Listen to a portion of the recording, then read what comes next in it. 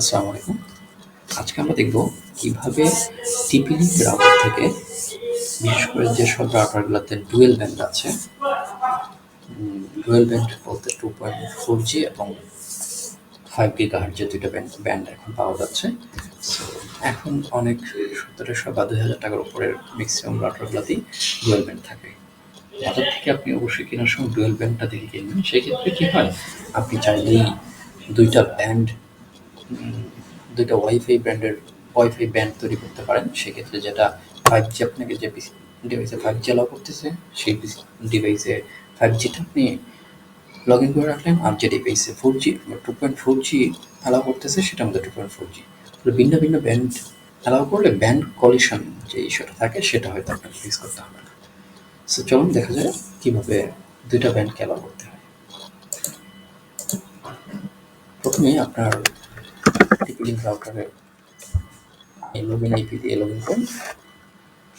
এটা হয়তো 01.192.168.0.1 হবে। লগইন আইপি যদি চেঞ্জ না করে থাকেন, আমি লগইন আইডি চেঞ্জ করে রেখেছি, এই কারণে আমার লগইন আইডি একটু ডিফারেন্ট, একটু ভিন্ন। তো আমারটা লগ ইন করা ছিল, তাই লগ ইন হয়ে গেছে।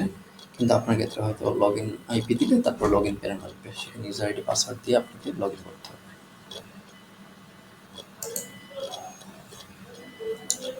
তো এখান থেকে বাম পাশে আপনি পেয়ে যাবেন লগ ইন প্যানেল।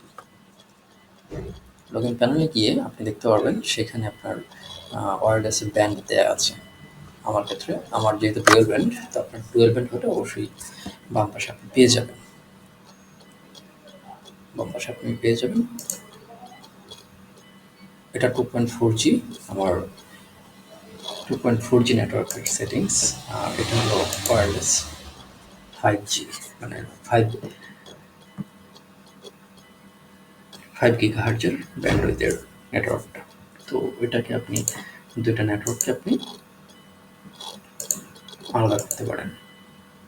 আপনি চাইলে সেম নাম দিয়েই ২টা কনফিগার করতে পারেন, অথবা আপনি চাইলে যেটা ভিন্ন ভিন্ন একটা ইন্ডিকেশন দিলেন। সেক্ষেত্রে আমার ক্ষেত্রে আমার 2.4Gটা যে নাম দিয়েছি, 2.5Gর 5 GHz ব্যান্ডউইথের ওয়াইফাই নামটা সেম রেখেছি, শুধু আন্ডারস্কোর দিয়ে 5G লিখে একটু আলাদা করে রেখেছি।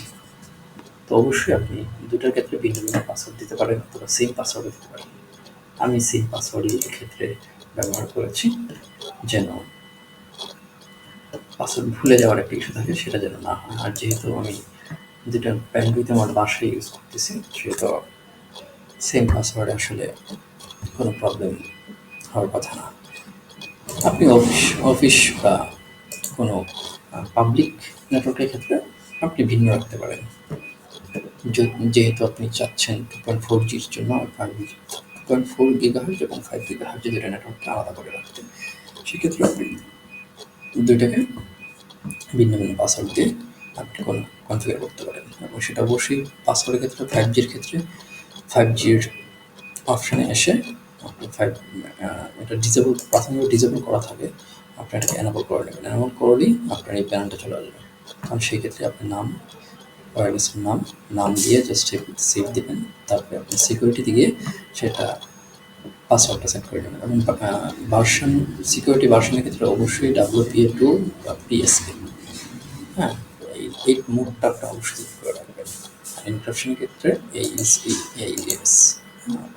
অথবা অটো দিয়ে রাখতে পারেন, বাট AES এখন লেটেস্ট এনক্রিপশন। সো তারপর পাসওয়ার্ড দিয়ে আপনি জাস্ট সেভ দিয়ে দেন, তাহলে আপনার দুটো ব্যান্ড তৈরি হয়ে যাবে। এক্ষেত্রে তেমন একটা প্রবলেম আপনাকে ফেস করতে হবে না। তখন আপনি চাইলেই আপনার নেটওয়ার্ক সেকশনে গিয়ে আপনি দেখতে পারবেন দুইটা ব্যান্ড আছে। এটা হচ্ছে যে 2.4Gর ব্যান্ড রাউটার ওয়াইফাই, আর এটা আমার 5Gর। আমি 5Gটা ল্যাপটপে আমি 5Gটা কানেক্ট করে দিয়েছি। ওকে, আজকের মতো এটুকুই। Thank you. আল্লাহ হাফিজ।